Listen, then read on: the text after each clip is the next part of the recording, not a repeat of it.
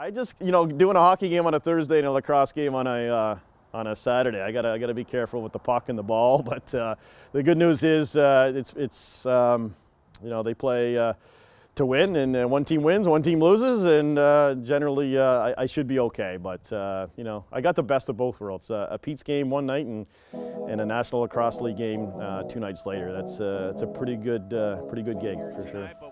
Pete Dalliday, the guy whose voice you've been listening to all game, has a new gig. Starting December 7th, Pete will be headed east on weekends to call games for the Halifax Thunderbirds of the National Lacrosse League. Yeah, I did do 3 games, so when I did the 3 games, I did 3 games for TSN, I did Toronto Rock games. They lost all 3, so I don't know if I had anything to do with that, but that was kind of like a dream come true, and then the goal was to get back there, and took a while, but here we are 10 years later, and I got the call, and it's exciting. It's an honor, it really is. An honor for Pete, and an unexpected one, as the veteran broadcaster wasn't certain he'd be on the Thunderbirds' radar. Kyle Buchanan gives the Lakers a 9-8 lead with 1:17 to go.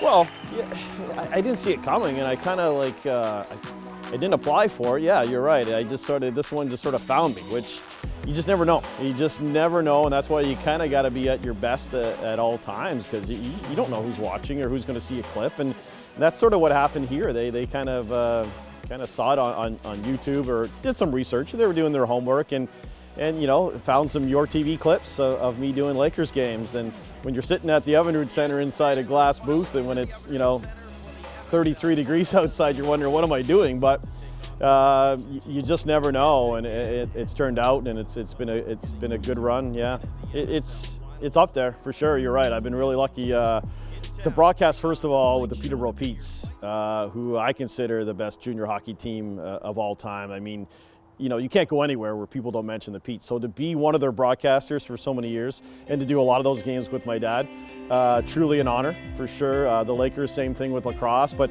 yeah, you always want to be at the top in the best league in the world, whether you're a player or a coach or a broadcaster. And this is the best lacrosse league in the world. And as much as I love hockey, and I love hockey, lacrosse goes back even further. I started playing lacrosse before I started playing hockey. So it means a lot, because it's a game with a lot of tradition, and to be a very small part of that is an honor.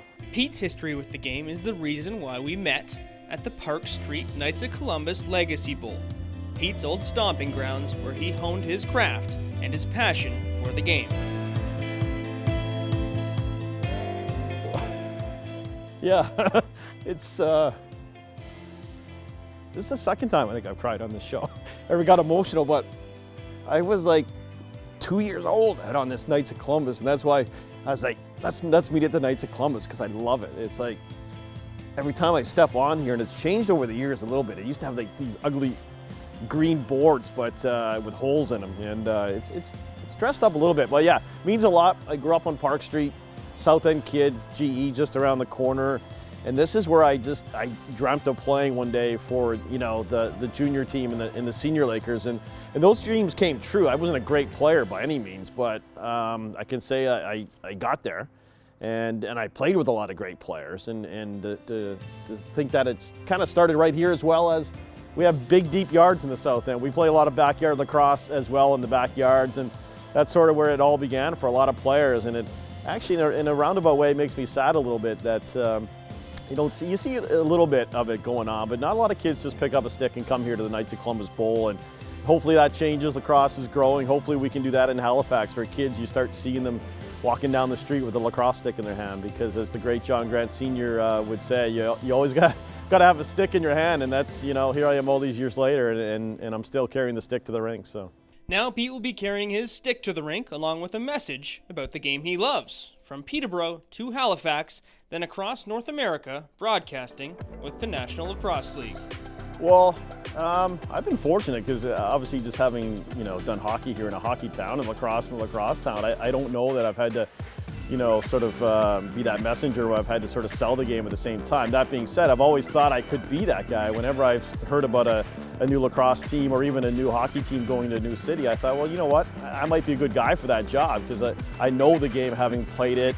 Again, not the best player in the world, but I got a good grasp on the game, having been a player and coached it at a minor level. So I think that was one of the attractions to the Halifax people, to bring in me and Pat and some others, because we know the game a little bit and we can help sell it in Halifax. The cool thing is it's not an expansion team, it's the inaugural city for lacrosse in Halifax. First time, but it's an existing team. It's the old Rochester team, and they're a really good team. So almost like Vegas a couple years ago in the NHL, even though they're an expansion team.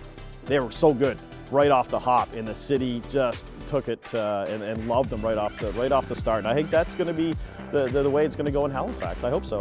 From everyone at YourTV, a big congratulations goes out to Pete Dalliday. Stick around. You'll have your second period coming up next between the Petes and the Frontenacs on the OHL tonight.